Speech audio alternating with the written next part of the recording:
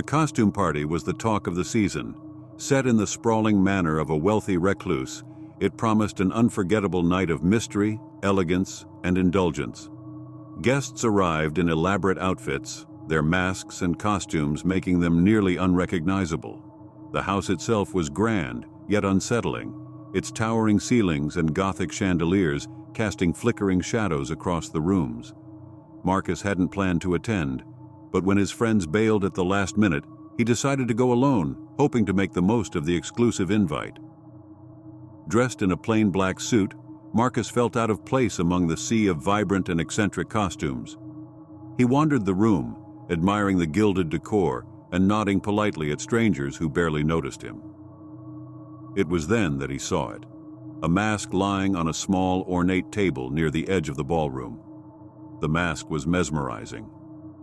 Black as night, its glossy surface seemed to ripple like liquid under the light. Intricate silver etchings swirled across it, forming shapes and symbols Marcus couldn't decipher. Its eye holes were deep, almost cavernous, and seemed to watch him as he stared.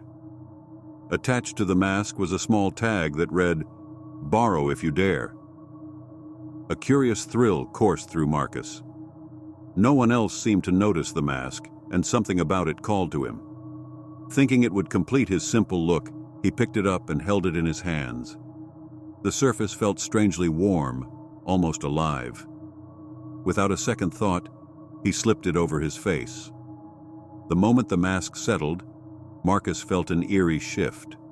The music and laughter of the party dulled, as if he were submerged underwater.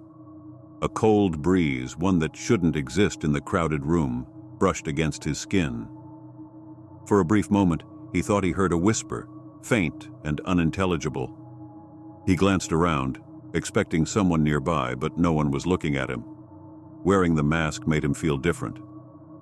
There was a newfound confidence in his stride, an almost predatory grace to his movements. People who had ignored him earlier now turned their heads, complimenting his costume. Strangers laughed and lingered, drawn to him, though their faces seemed oddly blurred. It was as if the mask gave him a magnetic aura, and he reveled in the attention. But as the night wore on, the strangeness deepened. Marcus began hearing the whisper again, faint at first but growing louder. It wasn't coming from the crowd. It was inside his head.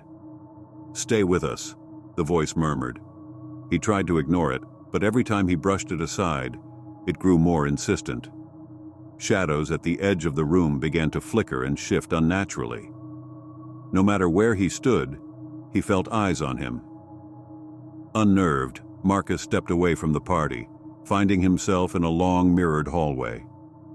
He needed a moment to breathe, to collect his thoughts. Staring into the mirror, he was struck by the sight of his reflection. The mask looked different.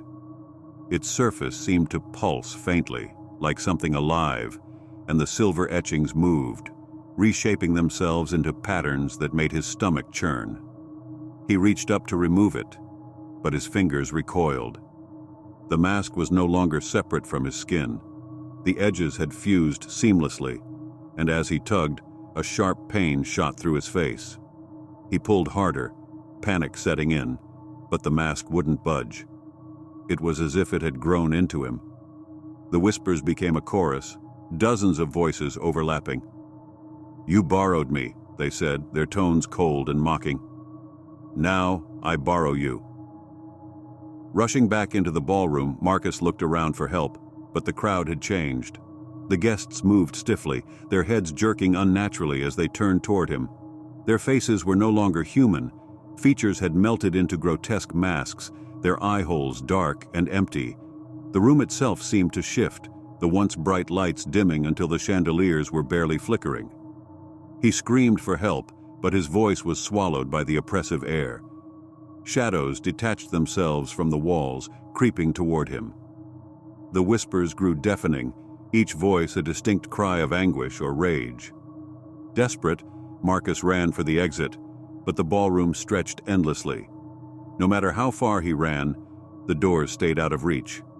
He turned to look back, only to see the crowd closing in, their movements like a hive of insects converging on prey. The mask tightened, constricting his breathing. His vision blurred, and the world darkened. The last thing he heard before everything went black was the mask's chilling declaration, "Forever mine." The next morning, the manor was quiet, the echoes of the party a distant memory. The ballroom stood empty, save for the remnants of the previous night, broken glasses, torn decorations, and a single black mask resting on the table.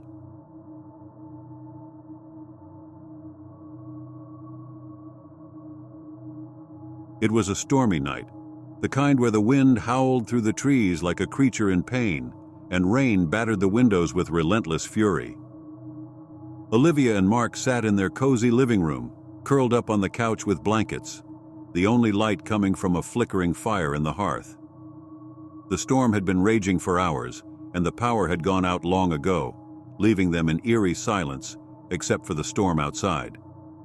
A sudden sharp knock echoed from the front door, loud enough to cut through the crackling fire.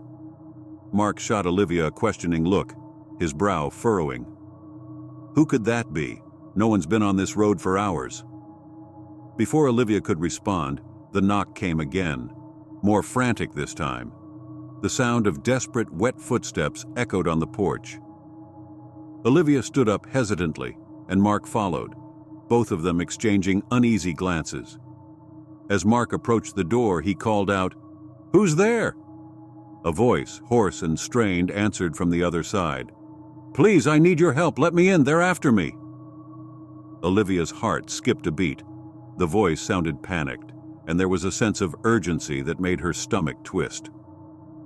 Mark hesitated for a moment, but the growing sense of unease and the stranger's pleas pulled at his conscience. He unlocked the door, and as he swung it open, a drenched man stumbled inside, nearly collapsing onto the floor. His clothes were soaked through and his face was pale with fear. His eyes darted around, wild and unseeing, as if expecting something, or someone, to be right behind him. "Thank you. Thank you for letting me in," the man gasped, his voice barely more than a whisper. Mark closed the door quickly behind him, locking it with a click. The storm outside raged louder, making the house creak with every gust of wind.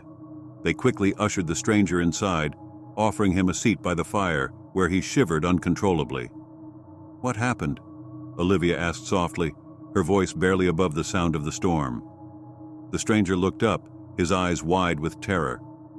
I was in the woods," he began, his words coming out in fragments. "I wasn't alone.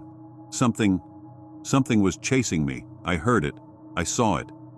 He paused, his breath coming in ragged gasps. "I barely made it here." Mark and Olivia exchanged a look, unsure whether to believe the man's frantic story, but something about the fear in his eyes felt real. Something about the way he spoke made it clear he was telling the truth, or at least, what he believed to be the truth. "We should call the authorities," Mark said, already reaching for the phone. But as he picked it up, he noticed the line was dead. No dial tone, no signal. The storm had likely knocked out the power lines, cutting them off from the outside world. "That's odd," he muttered, setting the phone down. The stranger's eyes were glued to the door, his hands shaking. "It's still out there," he whispered. "It's waiting for me." Olivia frowned, glancing nervously at the door. The wind howled louder, rattling the windows. But there was something more, something unsettling in the way the man looked at the door. His eyes were not just full of fear, they were searching, as if waiting for something to come inside. Hours passed, but the storm showed no sign of letting up. Olivia and Mark tried to offer some comfort, bringing the stranger dry clothes and making him something warm to drink. But the unease in the room only grew. The stranger refused to move from the couch, his gaze never leaving the door. Occasionally, he would whisper under his breath, as if warning something, or someone. Then, as the clock struck midnight, a strange noise came from the direction of the door. At first, it was a soft scratching, like something was scraping against the wood. Olivia stiffened, her breath catching in her throat. "What was that?" she whispered, her voice trembling. Mark moved slowly toward the door, his hand hovering near the handle. "I'll check," he said, but his voice lacked confidence. As he touched the doorknob, a cold shiver ran down his spine. There was something wrong with the air in the room now. It felt heavy, suffocating. He slowly turned the handle and cracked the door open. The wind rushed in, but there was no one standing outside. Mark stepped back, confused, but the stranger gasped, his eyes wide with terror. "It's here," the stranger whispered, his voice breaking. "It's in the house now. It followed me."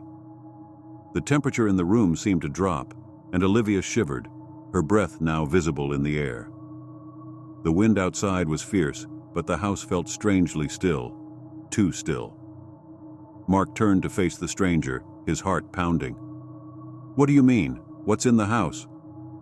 Before the stranger could answer, a loud bang echoed from the back of the house, followed by a faint scratching sound that seemed to come from the walls themselves. Olivia's eyes widened in horror as she looked at Mark.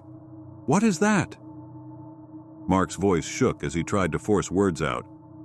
I don't know." The man on the couch stood up suddenly, his movements jerky and unnatural. "It's too late now," he said, his voice eerily calm. "You let it in. You were always going to let it in." Olivia backed away from him, her breath quickening.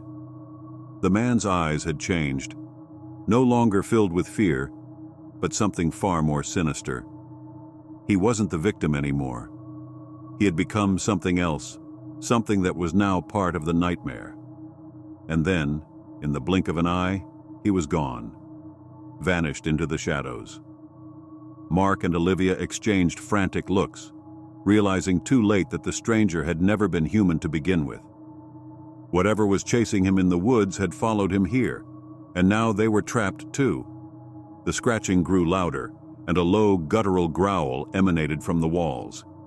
It was no longer just outside, it was already inside, and they could feel it closing in.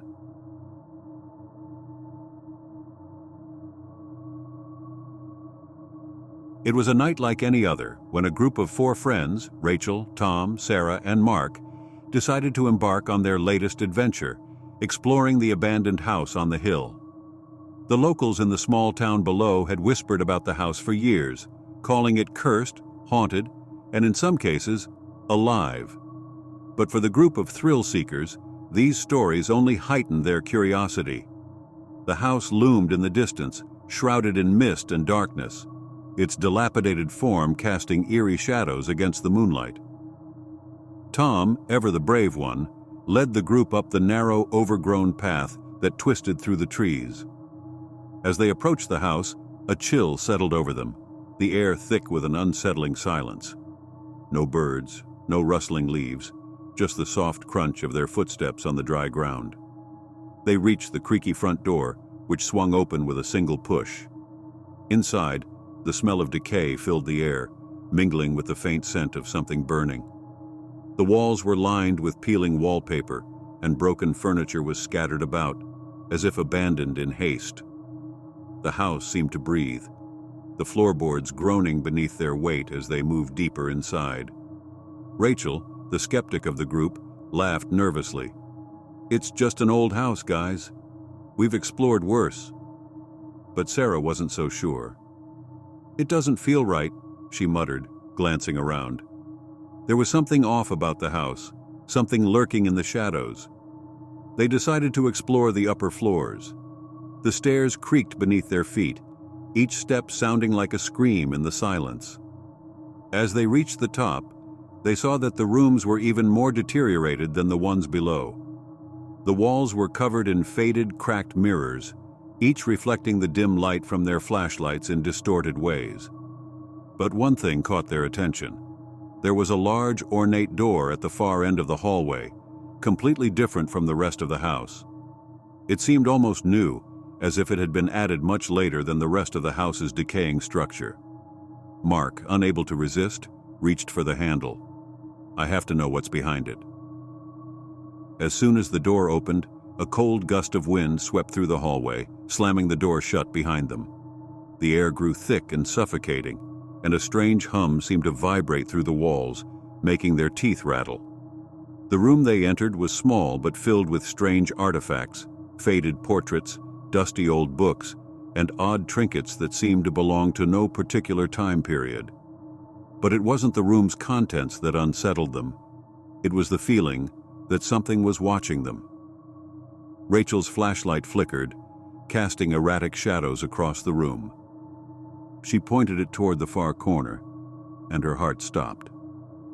In the corner of the room, standing perfectly still, was a figure. A man, dressed in a suit, with a wide, unsettling grin stretched across his face.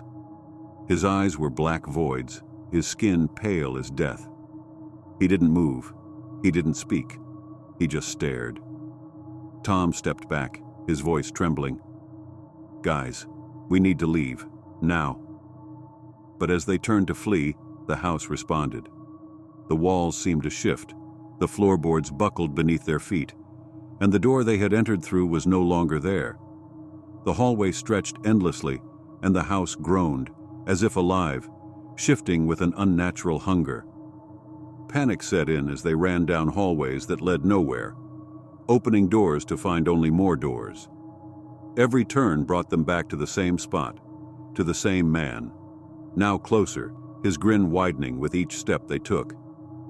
Suddenly they heard a voice, deep, guttural, almost a whisper, but clear as day. "You will never leave."